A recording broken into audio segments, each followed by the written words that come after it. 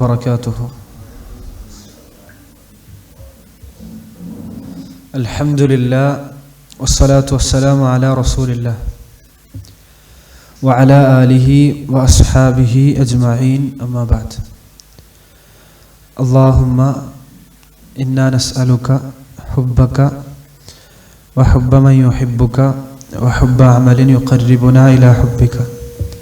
اللهم إنا نعوذ بك من علم لا ينفع ومن قلب لا يخشع ومن نفس لا تشبع ومن دعوة لا يستجاب لها.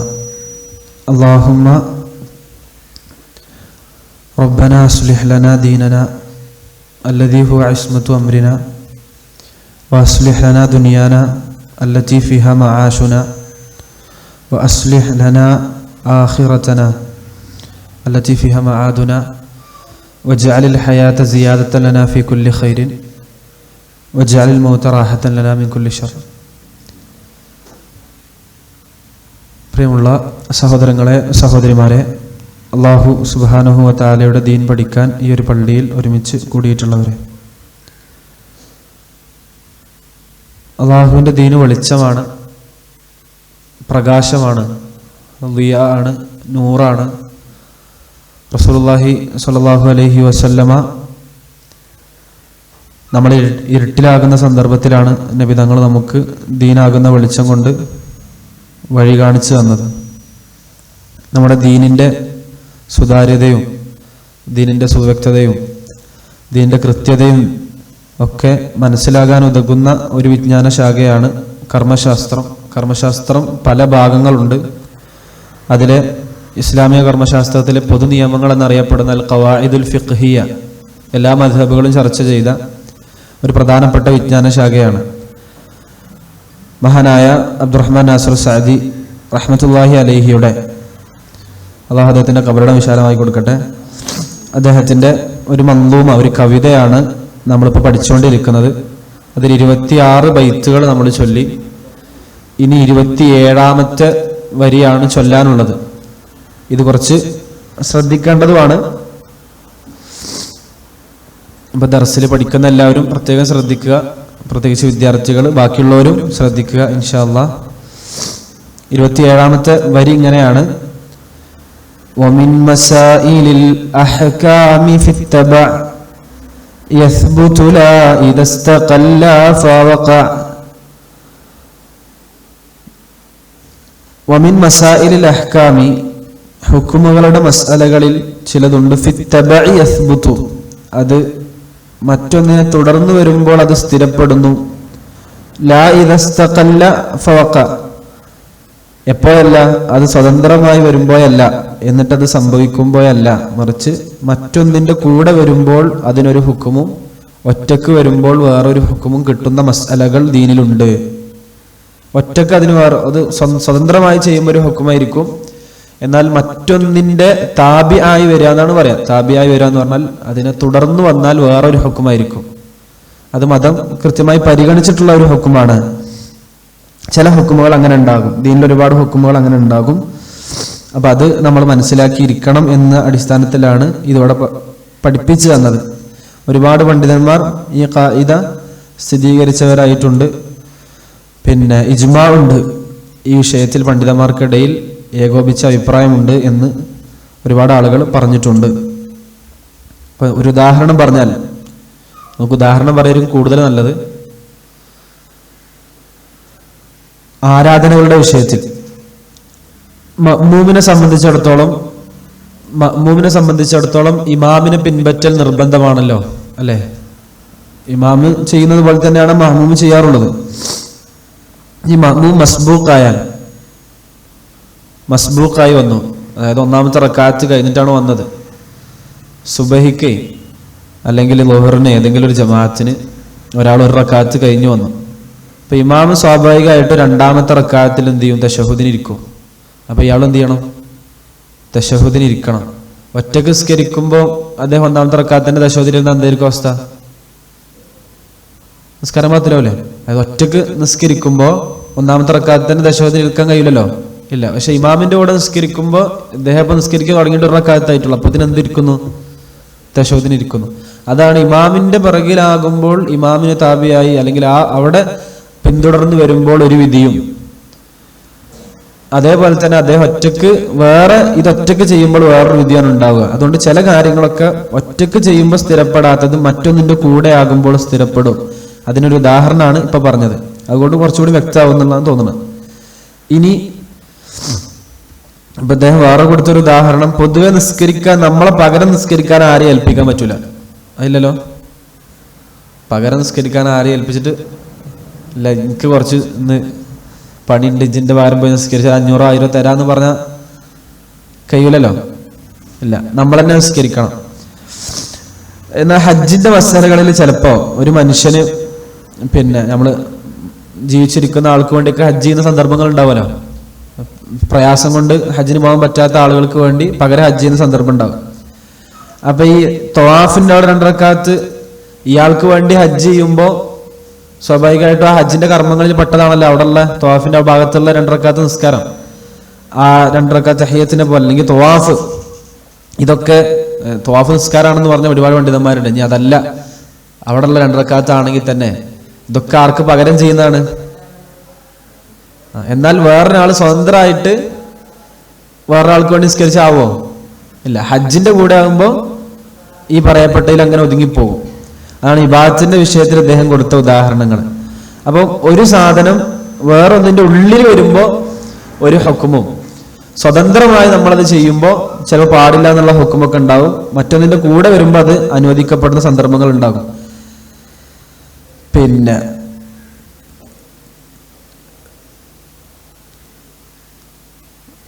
ഇതിലിപ്പോ കച്ചവടത്തിലൊരു ഉദാഹരണം, പൊതുവെ ഒരു പശു ഗർഭിണിയാണ്, ആ അർത്ഥത്തിൽ ഒരു കുട്ടിയുണ്ട് വയറ്റിൽ, പശുവാണ്. വിൽക്കാൻ ആ വയറ്റിലുള്ളതിനെ മാത്രം എടുത്ത് വിൽക്കാൻ പറ്റൂല. ഒറ്റക്ക് എടുത്ത് വിൽക്കാൻ പറ്റുമോ? വയറ്റിലുള്ളതിനാണ് കയറി മുറിച്ചെടുത്ത് വിൽക്കാൻ കഴിയില്ലല്ലോ. ഇല്ല. എന്നാൽ ഉമ്മനെ വിൽക്കുമ്പോൾ സ്വാഭാവികമായിട്ടും ഏതും വിൽക്കപ്പെടും, ആ കുട്ടി വിൽക്കപ്പെടും. അങ്ങനെയുള്ള കൂടെ ചിലത് സ്ഥിരീകരിക്കപ്പെടും എന്നുള്ളതാണ്. പിന്നെ ചില കച്ചവടത്തിലൊക്കെ ഇപ്പോൾ കച്ചവടം ചെയ്യുമ്പോൾ നമ്മൾ വീട് കച്ചവടം ചെയ്യുമ്പോൾ നമ്മൾ എല്ലാ സാധനവും ചുമരിങ്ങനെയാണ് അതിൻ്റെ എല്ലാം നോക്കൂലല്ലോ. ശരിക്കും കച്ചവടത്തിൽ എല്ലാം അറിയണം എന്നുള്ളതാണ്. ഇതിന്റെ അസാസ് എന്താണ്, ഇതിന്റെ അടിസ്ഥാനം എന്താണ്, അങ്ങനെ നോക്കേണ്ട ആവശ്യമില്ല. ചുമര് അതിലാണ് കയറി പോയിക്കോളും, അല്ലെങ്കിൽ വീട്ടിലെ എല്ലാ സാധനങ്ങളും അങ്ങനെയാണ് കയറി പോയിക്കോളും. ഇതൊക്കെ കച്ചവടത്തിന്റെ വിഷയത്തിൽ പെട്ടതാണ്. പിന്നെ ഭക്ഷണത്തിന്റെ വിഷയത്തിൽ വരുമ്പോൾ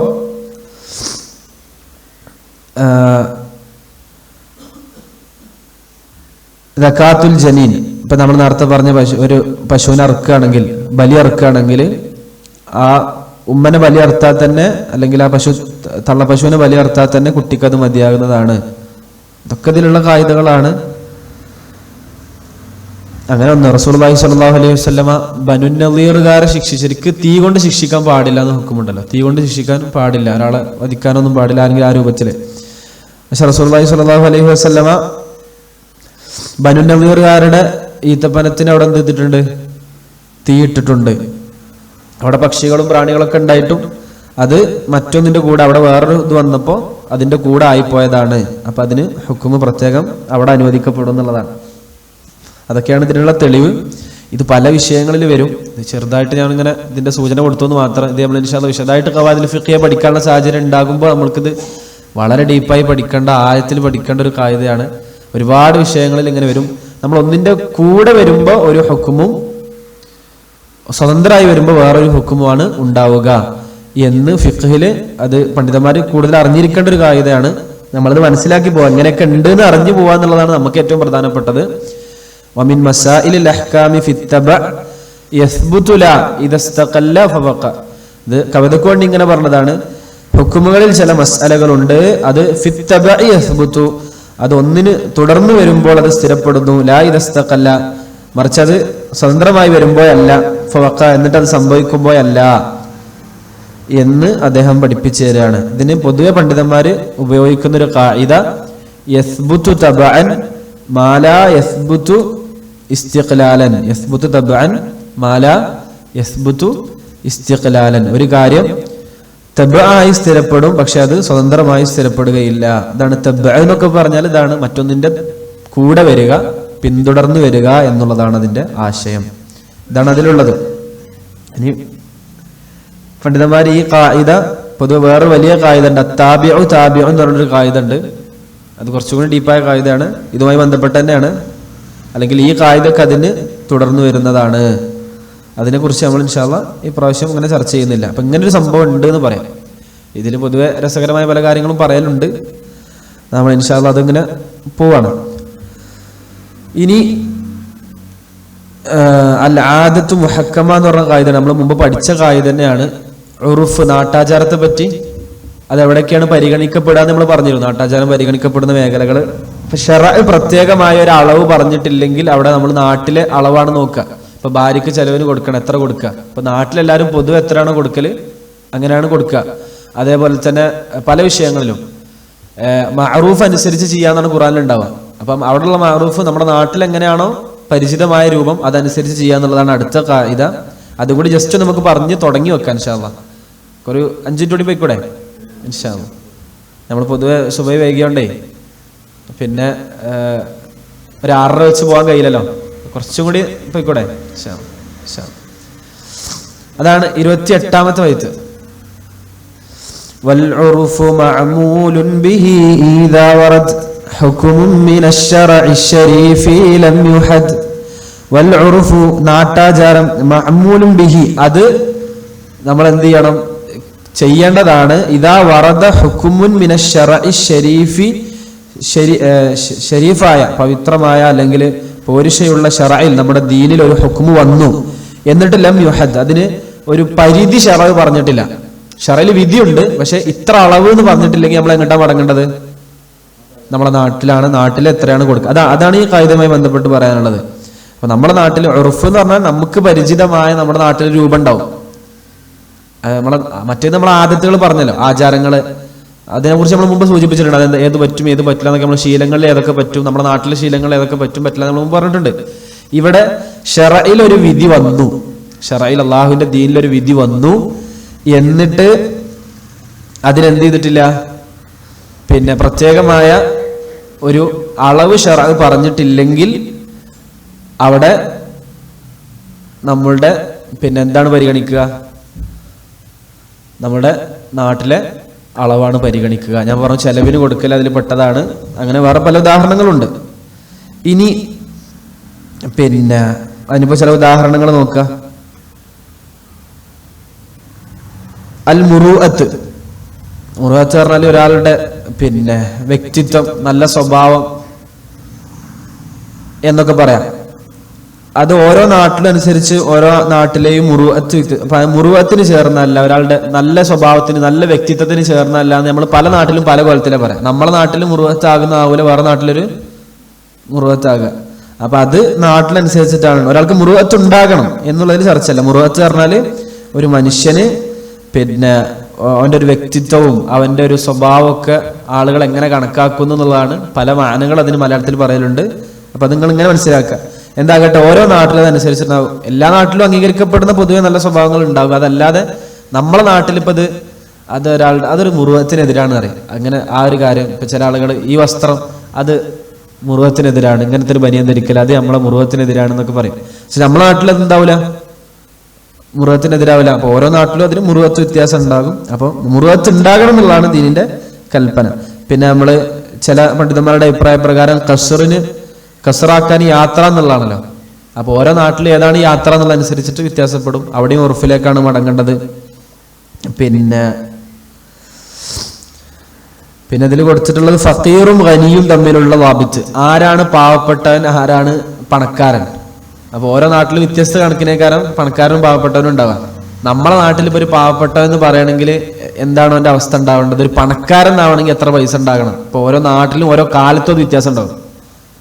പണ്ടത്തെ കാലത്ത് ഒരു 100 റുപ്യ ഉണ്ടായിരുന്ന ആളെ പോലെ അല്ലല്ലോ ഇന്ന് 100 റുപ്യ ഉണ്ടാവുന്ന ആള് അല്ല. നിങ്ങൾക്ക് എന്റെ മുമ്പിൽ നിൽക്കുന്ന ആളുകൾക്ക് ഒരുപാട് അറിയാം. 100 രൂപ പണ്ടുണ്ടായിരുന്ന ആളും ഇന്ന് 100 രൂപ കയ്യിലുള്ള ആളും എങ്ങനെയായിരിക്കും? ഒരിക്കലും സമാവില്ലല്ലോ. ഇല്ല. അപ്പൊ അതനുസരിച്ച് നാട്ടനുസരിച്ച് അല്ലെങ്കിൽ കാലനുസരിച്ച് അതിന് അളവ് കൊടുക്കും. ഇതൊക്കെ ശറഅ് പരിഗണിച്ചത് തന്നെയാണ്. ഇനി നമുക്ക് പറ്റുന്നൊരു ഉദാഹരണം, നമ്മൾ കൂലിക്ക് ഒരാളെ വിളിച്ചു. ഇത് ആമിലി മുദ്ദത്തി യൗമിൻ, ഒരു ദിവസം പണിക്ക് വിളിച്ച്. നമ്മൾ പ്രത്യേകം സമയമൊന്നും പറഞ്ഞിട്ടില്ല. അപ്പൊ എത്ര സമയം വർക്ക് ചെയ്താലാണ് ഒരു ദിവസത്തെ പണിയാവുക? ഒരു ദിവസത്തെ പണിക്ക് ഒരാളെ വിളിക്കും, നമ്മൾ വിളിക്കലില്ലേ? നമ്മളെ വീട്ടിലത്തെ പണിക്കൊക്കെ ഒരു ദിവസത്തെ ഒരാൾ വിളിക്കും. അപ്പൊ എത്ര മണിക്കൂർ പണിയെടുത്താലാണ് ഒരു ദിവസത്തെ പണിയാവുക? ഇതൊക്കെ നമ്മളെ നാട്ടിലൊരു നടപ്പ് രീതി ഇല്ലേ? അപ്പൊ ശറഅ് പ്രത്യേകം പറഞ്ഞിട്ടില്ല. അതൊക്കെ എല്ലാ വിഷയത്തിലും അങ്ങനെ തന്നെയാണ്. പിന്നെ ഒരാൾ പറഞ്ഞു ഞാൻ ഇനി ഖുബ്സ് കഴിക്കൂലെന്ന് പറഞ്ഞു. ഖുബ്സ് കഴിക്കൂല. ആ നാട്ടിൽ ഖുബ്സ് പറഞ്ഞാൽ ഒരു പ്രത്യേക ഫുഡാണ് കുട്ടികളെ. ഒരു ഉദാഹരണം പറയാം. ആ നാട്ടിൽ ഖുബ്സ് പറഞ്ഞാൽ ഒരു പ്രത്യേക ഫുഡാണ്. ബ്രെഡും എന്താ പറയാ, നമ്മള് ബിസ്ക്കറ്റ്, ഇതൊക്കെ ഖുബ്സ് എന്ന് അറബിയിൽ വേണമെങ്കിൽ പറയാം. ബ്രെഡിന് പറയാം, ഖുബ്സിന് പിന്നെ ബിസ്ക്കറ്റ് വേണമെങ്കിൽ പറയാം. ഇനി അതല്ലെങ്കിൽ റസ്കിന് പറയാം, ഇനി അതല്ലെങ്കിൽ ചപ്പാത്തിക്കും പറയാം, അല്ലെങ്കിൽ ഇപ്പൊ നമ്മള് കുബൂസ് പറയുന്ന ഈ സാധനത്തിലൊക്കെ പറയാം. അപ്പൊ ഒരാൾ പറഞ്ഞു ഞാൻ ഈ കുബൂസ് കഴിക്കൂലായിരുന്നു. അറബിയിൽ സംബന്ധിച്ചിടത്തോളം ചിലപ്പോൾ ഇതൊക്കെ ഖുബ്സ് ആയിരിക്കും. പക്ഷെ അയാൾ ഉദ്ദേശിച്ച കുബൂസ് നമ്മൾ ആ ബ്രോസ്റ്റിന്റെ ഒപ്പം കിട്ടുന്ന കുബൂസ്, അല്ലെങ്കിൽ ആ കടയിൽ ഷവർമന്റെ ഒപ്പം കിട്ടുന്ന കുബൂസ് ആണെങ്കിൽ വേറെ ബ്രെഡ് എന്നുകൊണ്ട് അയാൾ സത്യം ചെയ്തത് അയാൾ സത്യം ലംഘിച്ചോ എന്നാണ് ചോദ്യം. ഇല്ല, അയാൾ ഉദ്ദേശിച്ച കുബൂസ് ഏതാണ്? അത് നാട്ടില് നമ്മൾ പരിചിതമായ കുബൂസ് അതാണ് എന്ന് പറയാം. അല്ല, നമ്മുടെ നാട്ടിൽ ഈ ഖുബൂസ് ഒക്കെ ഖുബൂസ് എന്ന് പറയുന്നതാണെങ്കിൽ അയാൾ ബിസ്ക്കറ്റ് എന്നാൽ തന്നെ എന്താവും? അയാൾ സത്യം ലംഘിച്ചു എന്ന് പറയാം. ഇതൊക്കെ ഒരു ഉദാഹരണമാണ്. പിന്നെ അതേപോലെ തന്നെ കുടുംബബന്ധം ചേർക്കലില്, ഭാര്യക്ക് ചെലവിന് കൊടുക്കലില് ഒക്കെ അങ്ങനെ തന്നെ. പിന്നെ ഇസ്രാഫ്, ഒരാൾ അമിതവ്യയം ചെയ്തു, ഓവറായി ചെലവഴിച്ചു എന്ന് എപ്പോഴാണ് പറയാം? ഇതൊക്കെ നമ്മുടെ നാട്ടിന്റെ കാര്യം അനുസരിച്ചിട്ടുണ്ടാകും എന്നാണ് ഇതിൽ പറഞ്ഞത്. തെളിവ് എന്താണെന്ന് ചോദിച്ചാൽ ഒരുപാട് തെളിവുണ്ട്. ഖുർആനിലുണ്ട് ഖുദിൽ അഫ്വ വഅ്മുർ ബിൽ ഉർഫി വഅരിദ് അനിൽ ജാഹിലീൻ. ഇവിടെ സമ്ആനി പറഞ്ഞു ഉർഫ് എന്ന് പറഞ്ഞാൽ, മുഫസ്സിറാണ് കേട്ടോ അദ്ദേഹം സമ്ആനി. ഉർഫ് എന്ന് പറഞ്ഞാൽ അതിന്റെ മുറാദ് മാ യഅരിഫുഹു നാസു വയതആറഫൂനഹു ഫീമാ ബൈനഹും, ജനങ്ങൾ അവർക്ക് പരിചിതമായതും അവർ പരസ്പരം പിന്നെ നടപ്പാക്കുന്നതുമായ സാധനങ്ങളാണ് ഉർഫ് എന്ന് പറഞ്ഞാൽ. കുല്ലു മാ അറഫത്ഹു നുഫൂസു മിമ്മാ ലാ തറുദ്ദുഹു അശ്ശറു അല്ലെങ്കിൽ മിമ്മാ ലാ തുരിദ്ദുഹു ശർറു, അങ്ങനെ എന്താണ്, അല്ലാഹു അലം. എന്താകട്ടെ പരിചിതമായതെന്നാണ് അതിന്റെ അർത്ഥം. പിന്നെ റസൂലുള്ളാഹി സ്വല്ലല്ലാഹു അലൈഹി വസല്ലമയുടെ ഹദീസ് ഉണ്ടല്ലോ, മൻ അമില അമലൻ ലൈസ അലൈഹി അംറുനാ ഫഹുവ റദ്ദു എന്ന് പറഞ്ഞല്ലോ. ആ ഹദീസിൽ പിന്നെ ലൈസ അലൈഹി അംറുന എന്നുള്ളതിൽ എന്തൊക്കെ പെടും? ഒന്ന് മാ അലാ ഇഅ്തിബാരി മൽ മുസ്ലിമൂന അലൈഹി ഇമ്മാ മിനൽ ജിഹത്തിൽ അംരി ശറഈ ഔ മിൻ ജിഹത്തിൽ ആദത്തിൽ മുസ്തഖറ, പൊതുവെ മുസ്ലിങ്ങൾക്ക് ഒരു ആദത്തായി സ്ഥിരപ്പെട്ടത് അല്ലെങ്കിൽ ശറഈയായ റസൂലുള്ളാഹ് പഠിപ്പിച്ചു കൊടുത്തതൊക്കെ അതിൽ പെടും എന്നുള്ളതാണ്. അങ്ങനെ മർദാവി പറഞ്ഞിട്ടുണ്ട് എന്ന്. എന്തായാലും ഈ ഖായിദക്ക് ഒരുപാട് തെളിവുകളുണ്ട്, എല്ലാം നമ്മൾ വായിക്കണമെന്നില്ല. എന്താകട്ടെ, ഇനി നമുക്ക് അതുമായി ബന്ധപ്പെട്ട 2-3 കാര്യങ്ങളോട് പറയാനുണ്ട്. ഈ ഖായിദയുമായി ചേരുന്ന ചില കാര്യങ്ങൾ. പിന്നെ ഉറുഫ് അനുസരിച്ചിട്ട് ഉറുഫ് തെളിവാക്കാനുള്ള ചില ഷർത്തുകളുണ്ട്. എല്ലാ ഉറുഫിനെയും നമ്മൾ തെളിവാക്കാൻ പറ്റില്ല. നമ്മുടെ നാട്ടിൽ എങ്ങനെയാണെന്ന് പറഞ്ഞിട്ട് എല്ലാം നമുക്ക് എടുക്കാൻ പറ്റില്ല. ശറഈനെതിരാ വരുന്നൊക്കെ ഉണ്ടല്ലോ, അതുണ്ട്. അപ്പോൾ ആ നിബന്ധനകൾ ഇൻഷാ അല്ലാഹ് നമ്മൾ അടുത്ത ക്ലാസ്സിൽ കുറച്ചുകൂടി വിശദമായിട്ട് പറയും. ഇന്ന് നമ്മൾ 2 ഖായിദകളാണ്, ഒരു ഖായിദ തുടങ്ങി വെച്ചു, ഒരു ഖായിദ പറഞ്ഞു പോയി. മറ്റേ മുമ്പ് പറഞ്ഞ ഖായിദ പണ്ഡിതന്മാരാണ് കുറച്ചും കൂടി അത് മനസ്സിലാക്കി എടുക്കേണ്ടത്. അതായത് ഒരു നിയമം അത് സ്വതന്ത്രമായി വരുമ്പോൾ വേറൊരു നിയമം, മറ്റൊന്നിന് താബിയായി വരുമ്പോൾ വേറൊരു നിയമമായിരിക്കും എന്ന് നമ്മൾ മനസ്സിലാക്കണം. അതേപോലെ ഇന്ന് ഉറുഫിലേക്ക് നമ്മൾ കടന്നു. നമ്മൾ മുമ്പ് ഉറുഫിനെ കുറിച്ച് കുറച്ച് പറഞ്ഞിട്ടുണ്ട്, ആദത്ത് എന്ന നിലക്കാണ് പറഞ്ഞത്. ഇൻഷാ അല്ലാഹ് ഇനി ബാക്കി അടുത്ത ക്ലാസ്സിൽ നമുക്ക് ഉറുഫ് നാട്ടാചാരവുമായി ബന്ധപ്പെട്ട് ഏതൊക്കെ പരിഗണിക്കും, നിബന്ധനകൾ എന്തൊക്കെ എന്നുള്ള ചർച്ചകൾ ഇൻഷാ അല്ലാഹ് അടുത്ത ക്ലാസ്സിൽ നമുക്ക് പഠിക്കാൻ മനസ്സിലാക്കാം. അല്ലാഹു സുബ്ഹാനഹു വ തആല സത്യം മനസ്സിലാക്കുന്ന, അള്ളാഹുവിൻ്റെ ദീന് ഉൾക്കൊണ്ട് ജീവിക്കുന്ന ബസീറത്തോടു കൂടി ഏത് കാര്യം ചെയ്യുമ്പോഴും കൃത്യമായ അറിവോടുകൂടി, വന്നോടുകൂടിയല്ല, ഊഹത്തോടു കൂടിയല്ല, മറിച്ച് നല്ല ഉറപ്പോടുകൂടി യഖീനോടുകൂടി ചെയ്യുന്ന നല്ല അടിമകളുടെ കൂട്ടത്തിൽ, അള്ളാഹു ഇഷ്ടപ്പെടുന്ന മുത്തഖികളുടെ കൂട്ടത്തിൽ എന്നെയും നിങ്ങളെയും ഉൾപ്പെടുത്തി അനുഗ്രഹിക്കുമാറാകട്ടെ. ദീന് പഠിക്കാൻ അള്ളാഹു എനിക്കും നിങ്ങൾക്കും തൗഫീഖ് നൽകി അനുഗ്രഹിക്കുമാറാകട്ടെ. എല്ലാ സൽക്കർമ്മങ്ങളും തുടർത്താൻ റബ്ബ് നമ്മളെ അനുഗ്രഹിക്കട്ടെ. അല്ലാഹു സുബ്ഹാനഹു വ തആല നമുക്ക് പുറത്തു തരട്ടെ. ഹദാ വല്ലാഹു അലം വസ്തഗ്ഫിറുല്ലാഹ ലി വലക്കും വലിസായിറിൽ മുസ്ലിമീന മിൻ കുല്ലി ദംബിൻ ഫസ്തഗ്ഫിറൂഹു ഇന്നഹു ഗഫൂറുർ റഹീം. വസല്ലല്ലാഹു അലാ നബിയിനാ മുഹമ്മദ് വൽഹംദുലില്ലാഹി റബ്ബിൽ ആലമീൻ.